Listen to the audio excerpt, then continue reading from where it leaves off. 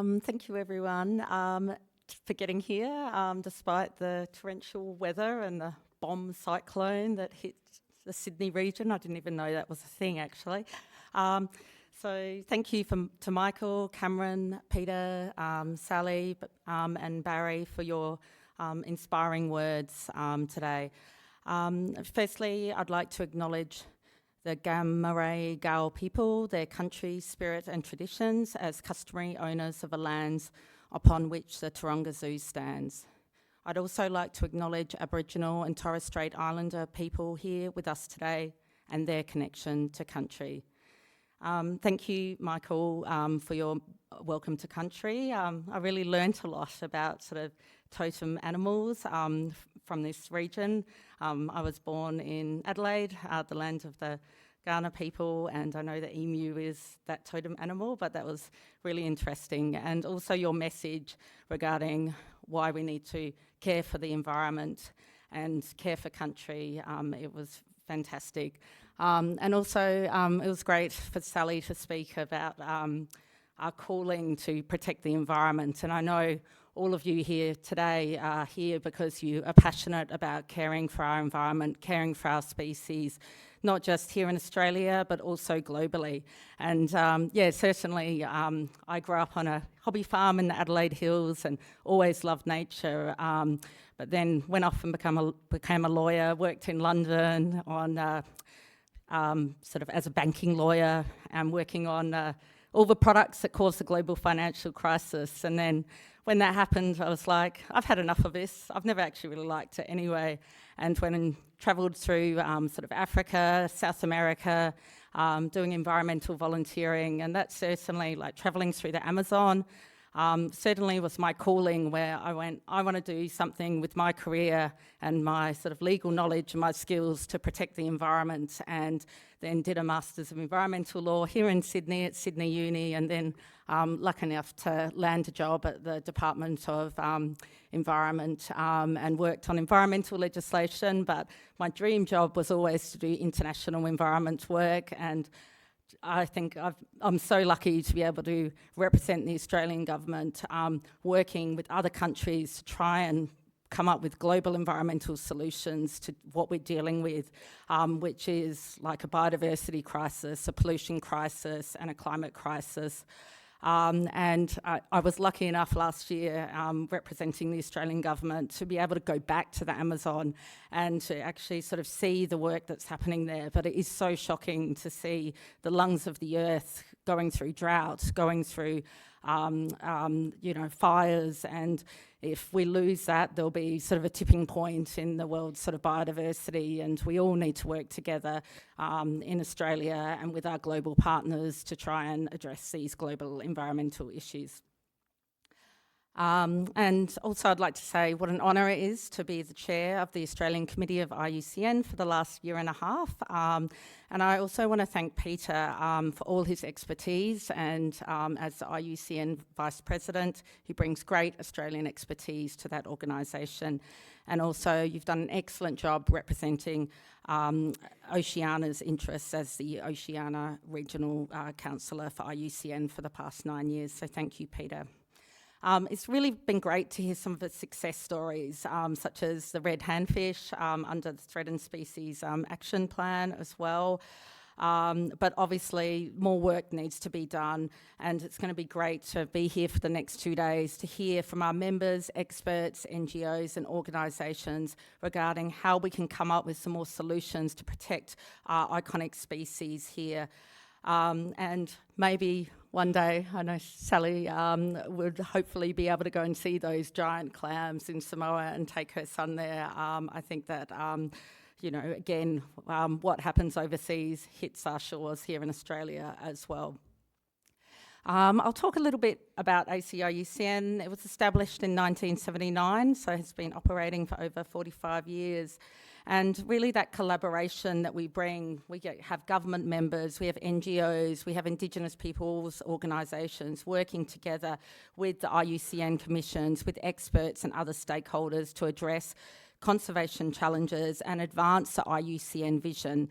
And that vision is a just world that values and conserves nature.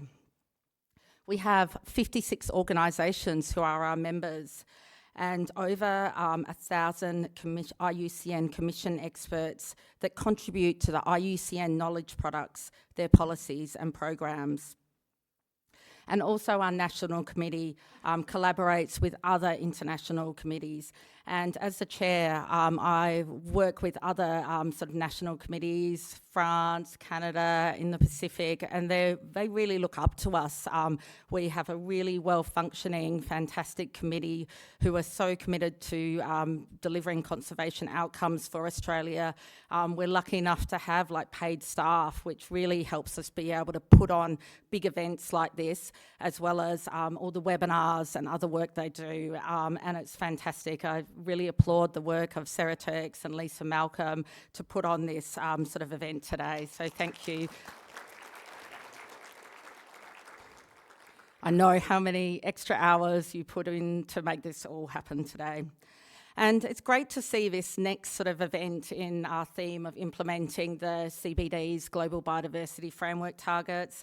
Saw many of you at the 2024 Ecosystem Restoration Workshop, and as well as the 2023 Global Biodiversity Framework Workshop.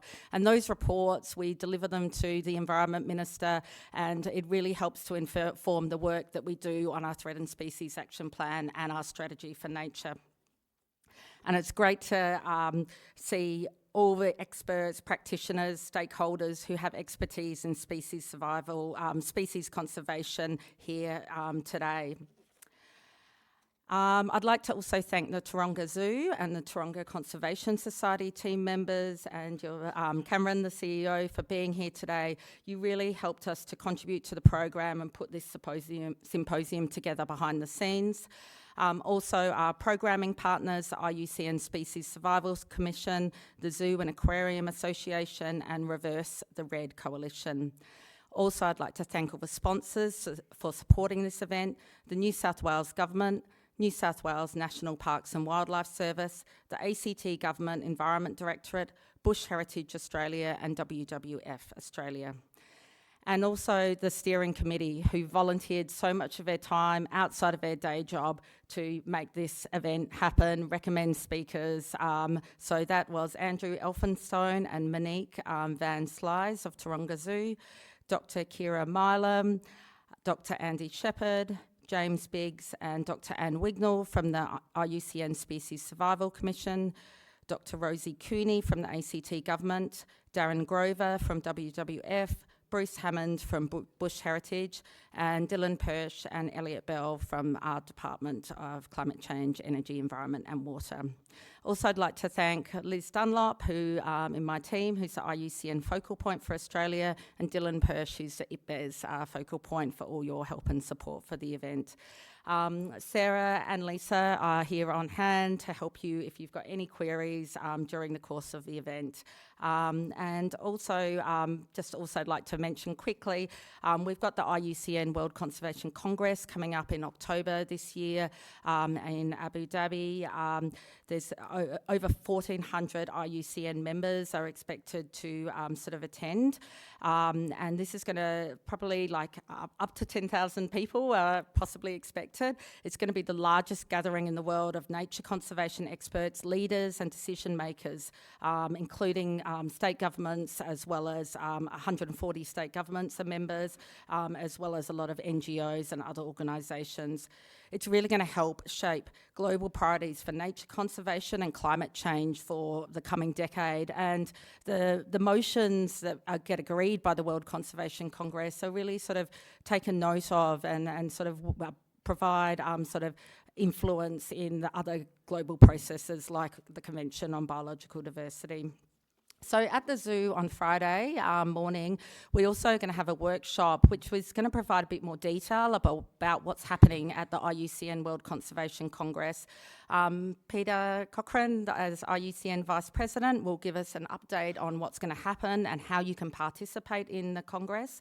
We're also going to run through how IUCN motions are negotiated, debated and voted on at the Members' Assembly as well, because it's really important to get as many members as possible in those negotiations so they can help shape these motions to reflect sort of government interests and also NGO interests.